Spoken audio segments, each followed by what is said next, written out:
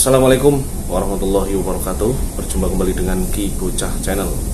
Oke teman-teman, di video kali ini kita tidak explore makam keramat ya teman-teman, tapi kita akan membahas tidak jauh dari seputar makam keramat. Karena mungkin banyak pertanyaan ya di pikiran teman-teman semua ya, kenapa makam keramat ini kok banyak sekali ditemukan ya di desa-desa ya, bahkan merata setiap daerah itu pasti ada makam keramat ya.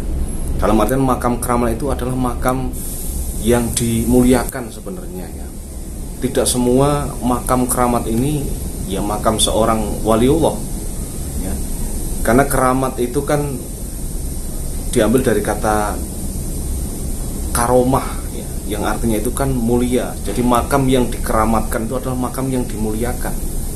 Pastinya dulunya sewaktu masih sang yang dimakamkan di situ itu dulunya pasti semasa hidup orang yang memiliki kemuliaan ya, entah itu tokoh masyarakat, entah itu penyebar agama ya, seperti halnya seperti presiden kita misalnya ya, Bapak Presiden Soekarno, yaitu namanya kita mengkeramatkan atau memuliakan makam-makam beliau itu, makam para pahlawan itu bisa juga disebut makam keramat ya.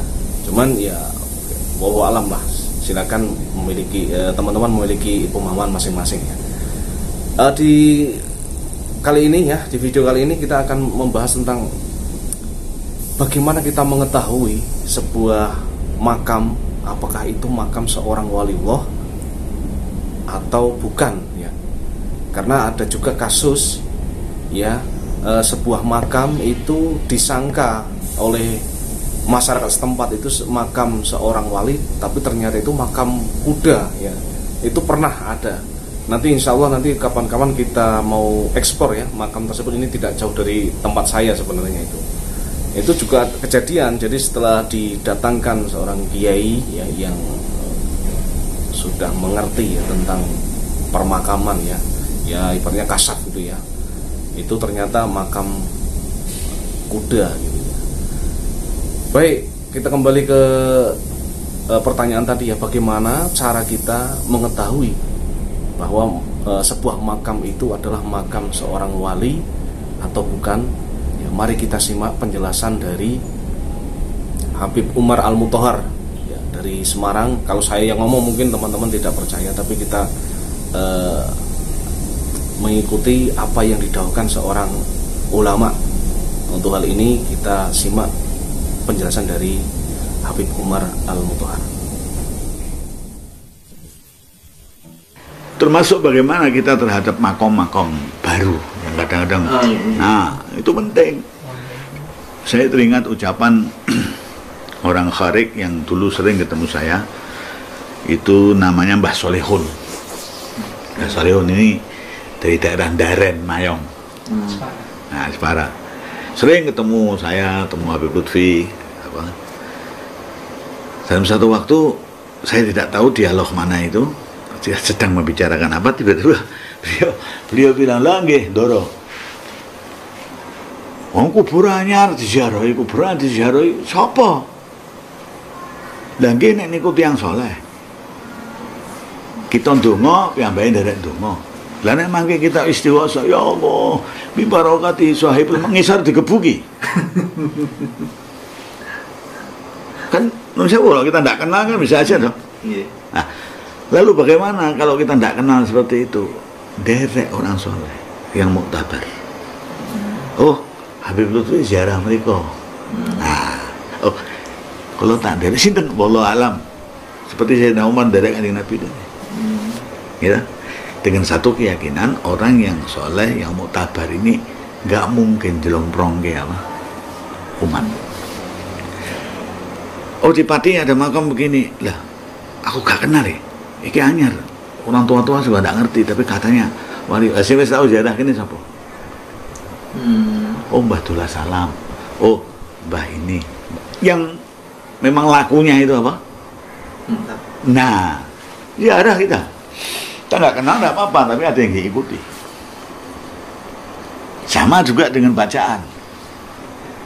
bacaan yang di situ ada kalimat-kalimat yang kita tidak paham, yang bisa jadi naudzubillah, bisa jadi lihat secara teori itu meminta kepada selain Allah. Ya. Nah, ya, kalau itu bukan diijazahkan oleh kiai, habib, ulama yang muktabar, saya tidak berani baca. Seperti dalam wiridnya Habib Syekh itu ada Taitwal, Fakshilun, Syalukhiyah, Asli Khuto.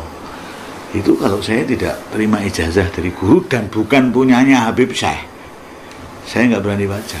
Kenapa? Saya takut itu kalimat-kalimat yang apa?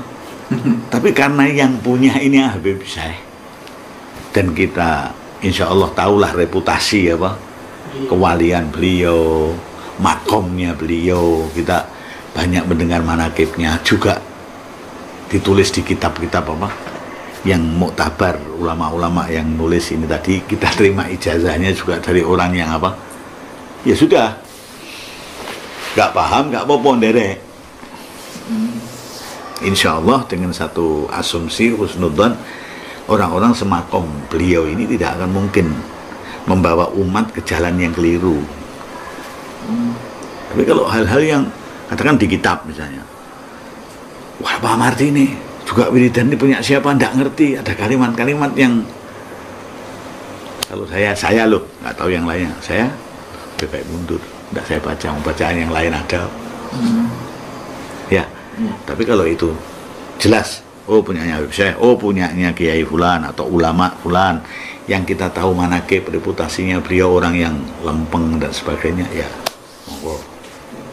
Sama dengan makom tadi, kecuali makom yang sudah apa muktabar, oh ini makomnya Sunan Kudus, oh ini makomnya Sunan Kalijaga, kan mutawatir kita apa? Kita terimanya kan mutawatir. Saya dulu diajak ziarah abah saya Sunan Kudus ya di sini, abah mungkin diajak abahnya lagi ya di sini, terus diajak Kiai Fulan ya di sini kan gitu. Ya kan? Seperti makomnya Kanjeng Nabi di Madinah kan mutawatir. Tidak ada ikhtilaf sedikit pun. Gitu? Nah, itu lain. Tapi kalau ditemukan bah ini di gunung ini, sopo orang tua-tua kita tanya. Ya. Nah, maka pedoman yang pertama, patok itu di mana? Kalau utara ke selatan, patok ini di utara, kakinya di apa? Selatan, insya Allah apa? Muslim, gitu. Tapi siapanya kita belum tahu. Siapanya kita ngikuti apa? Ulama-ulama sekitar sini yang mau tabar. Sekarang nih, Habib Lutfi, dereng. Mbah Sobib dulu, Allah irham Mbah Sobib itu sampai saya juluki SAG, Sarjana Alam Gaib. Jepara. Ya, itu Masya Allah. Mbah Sobib, Mbah dereng, Mbah iki dereng, ya mundur saya nanti dulu. Lebih baik saya kirimin Fatihah. Nek kue katut minas solihin, ya katut nang Fatihah kuwi. Kalau enggak ya kuwi disortir kalau malaikat. Tapi kalau untuk ziarah sebaiknya tidak, karena kasihan umat nanti. Apa kalau suudonnya ada motif-motifnya ben iki rame, sing ziarah akeh, sing lebone kotak Allah. Nah, tapi kalau orang yang mau tabar kan insya Allah selamat gitu. Nah, begitulah teman-teman penjelasan dari Habib Umar Mutahar dari Semarang ya, yang mudah-mudahan bisa bermanfaat ya, memberikan wawasan keilmuan ya buat kita semua. Dari saya mohon maaf atas segala kekurangan. Assalamualaikum warahmatullahi wabarakatuh.